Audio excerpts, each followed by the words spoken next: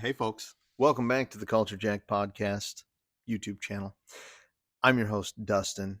If you're new here, what we do here is we talk about video games. We talk about movies, and more specifically, comic book movies. We talk about technology and nerd culture. My dogs are making a fuss outside, so I don't care for that, not one bit.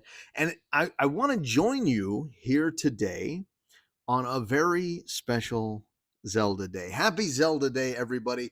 That's right. Zelda Tears of the Kingdom is out as of today. And I'm recording this early because I'm going to be playing Tears of the Kingdom. Or I guess it could be Tears of the Kingdom. That makes less sense unless Link is ripping his drawers out. I wanted to talk to you about I still can't stop thinking about Guardians of the Galaxy Volume 3. It was really good. It was really good. No, I want to talk to you about what we do when a new Zelda comes out. Well, we don't do it when a new Zelda comes out. And I've already talked about this on the podcast. New episodes next week. I'll have to double check my calendar, but I'll tell you. I'll because they come out on Friday. These videos come out on Friday, so I will let you know if there's a new episode next Friday when this is released. Or you can check the podcast streamers, Apple Podcast, Spotify, and the like. What we do with Zelda is every year we have what we call a Zeldathon. And in the Zeldathon, the very first Zeldathon was Ocarina of Time. My brother had decided he wanted to have a friendly competition with me, and he wanted to race to the end of Ocarina of Time. And neither of us are speedrunners. So we don't know any of the tricks. We're not warping through doors. We're not, uh, you know, anally ingesting bombs. We're not. Why did I say that? That was terrible. Don't say shit like that, Dustin. You're going to alienate people or you're going to entice people. Are you enticed or are you alienated? Well, I'll leave that up to you to decide.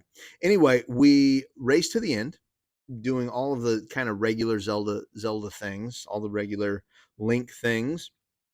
And the first Zeldathon ended at 16 hours when I conceded to my brother that he was the victor. He was 2 temples ahead of me. There was no way I could make up the distance. And Breath of the Wild came out and kind of changed things. We didn't have a Zeldathon for a couple of years, and then we decided, well, we're going to do Breath of the Wild. We did that for 2 years, Breath of the Wild, and we raced to the end. The way that we did Breath of the Wild was a little bit different, though. So the first year was we raced to the end. Whoever beats Ganon first, they win the Zeldathon. The year after that, we assigned a certain amount of points to getting things. So you would get X amount of points for X amount of Korok seeds. You would get X amount of points for every tower you discovered, for every divine beast that you completed. And then whoever had the most points there at the end would be crowned the Zeldathon champion. So if you're keeping track, my brother Logan, he won the first one, and the second and third one, I came out victorious. So now we're doing the same thing. So you're watching this video right now. Hopefully you're getting a chance to play a little bit of Zelda Tears of the Kingdom, but we are currently, or I think we're doing it tomorrow. So I'm not turning on the game until tomorrow. We are going to be doing Zeldathon with Tears of the Kingdom. Now, how's that going to work? Whoever beats the game first? Yeah, could be. We're only playing 6 hours. We were doing a 24-hour long event overnight. You can stay up as long as you want. You're not going to get penalized, but that wore everybody out. So we are doing a 6-hour Zeldathon. And we're going to be making up rules as we go, as we get to experience the new game mechanics for Tears of the Kingdom. We're going to decide, well, this needs to be made a point. Whoever does the most of these, or whoever finds the most of that, is going to be crowned the victor. So we're each going to get to make up a rule, and then we're going to go from there and all experience the new game together. I think there are 4, 5, 6, 7, 8. I think there's going to be 8 people at this year's Zeldathon. My daughter picked out a giant ceramic giraffe that is the trophy. I have it. Actually, let me just 1 second. I'm gonna go grab it, and then you can see the prize.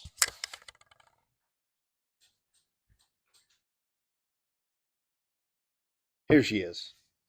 This is the first place trophy for Zeldathon, and one that I have in my house that I've had for the past 2 years, because to the victor goes the spoils. So hopefully I won't have to give this guy away this year. I will be able to retain it. I'll be able to keep it in the house. And if not, maybe my daughter or my son, then maybe they can take home the trophy, so it stays in this home. So that's how we're doing the Zelda portion of Zeldathon this year. We are going to also be doing a marathon of tournament style games. We're going to be playing Mario Kart. We're going to be playing a little Soul Calibur 2. We're going to be playing some Towerfall, maybe some Mario Party that's a little bit on the slower side, maybe some Smash Brothers. And again, just like none of us are speedrunners and we don't know the little glitches, none of us are bringing our own personal GameCube controller to completely dominate at Smash Brothers either. So that's not the goal of Zeldathon, really. It's to have fun. We'll have little trophies. I don't know what little trophies. I don't know why I'm looking around to find out what little. Get this Dave and Buster's cup if you win Mario Kart. Maybe. Logan, don't watch this. That's Declan's Dave and Buster cup. So anyway, that's what Zeldathon is. And then we just get together and we eat junk food and we play video games together, and it's a real fun time. Now, as it relates to Zelda Tears of the Kingdom, one of the things that has happened to Breath of the Wild in the years since its release is it has become a speedrunner's dream. A lot of speedrunners like to do this. They like to, I don't know what it's called, bomb jumping. They like to jump off their shields on top of the bokoblins. They like to make a real mess of the game and beat Ganon without wearing pants. I don't know how this game is going to shake out like that. Uh, I think I think from the trailers, it looks like we've got a few powers that we've identified. We've identified I think it's not called God Hand. Maybe it is called God Hand. You got God Hand. You got the fusion technique. You've got the straight up blast through a cave wall or roof technique, and then you have rewind time. And it'll be interesting to see, because none of those seemingly are real mobility kind of techniques. So if you're familiar with the speedrunners online, the Zelda Breath of the Wild folks, they used the bombs, they used the magnesis, they used the what's the one where you stop time? You stop time and you can beat on things and make them ching ching ching ching ching ching ching ching.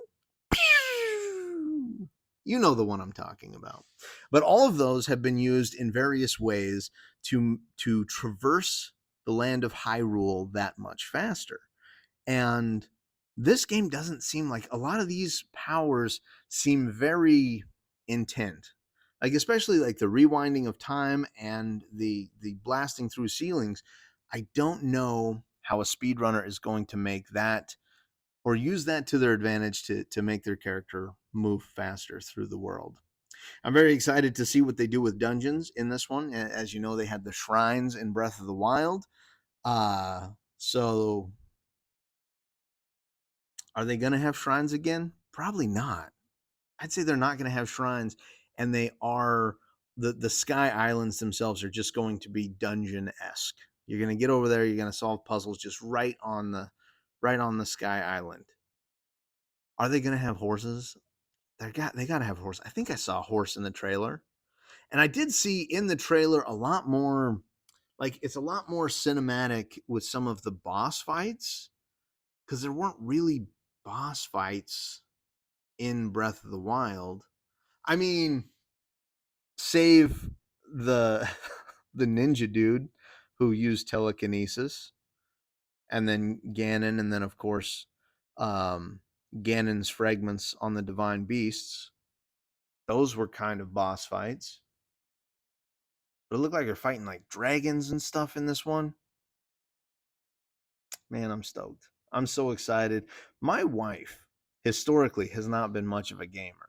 However, when Breath of the Wild came out, She put, I think, over 300 hours into that game. That's a lot of game time. That's a lot of game time for anyone. And I think back to when I was a youth and I had put, 70 hours into Final Fantasy 7 or 90 hours into Final Fantasy 7. And I'm sure I've outdone that now in games like Minecraft and Rocket League and the like, but those games are nothing alike. They're not even both owned by Epic. So anyway, I'm very excited about Zelda Tears of the Kingdom. What do you think? How would you structure a competition if it were based around one game, like a Zelda?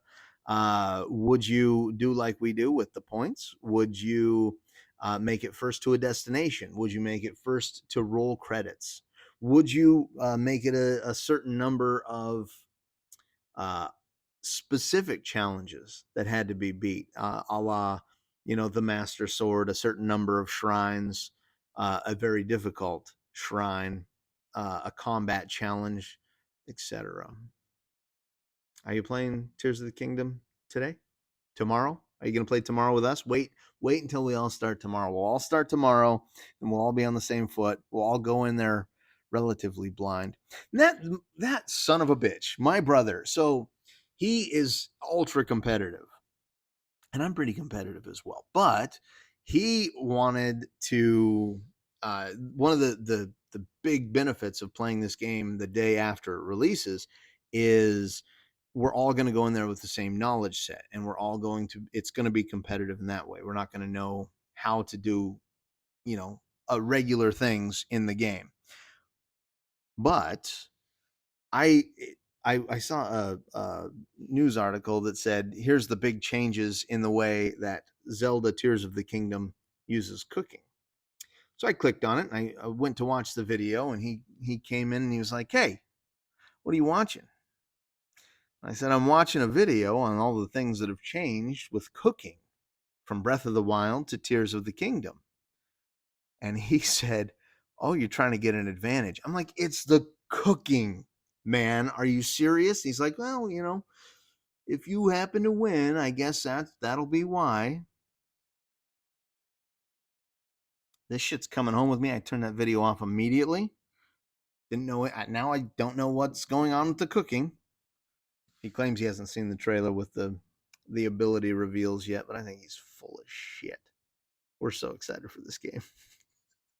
It's gonna be a lot of fun. And to those people that are coming to Zeldathon, to our friends and family, may the odds be ever in your favor. Like I said at the beginning of this, we've got new podcast episodes coming out. Those are audio only podcast episodes coming out maybe next week.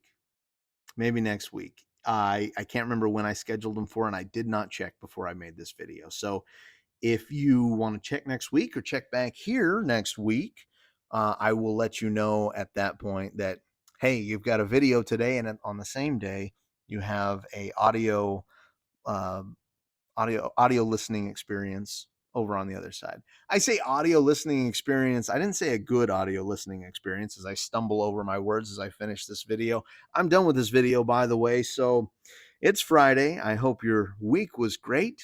I hope your weekend is even better. Cheers.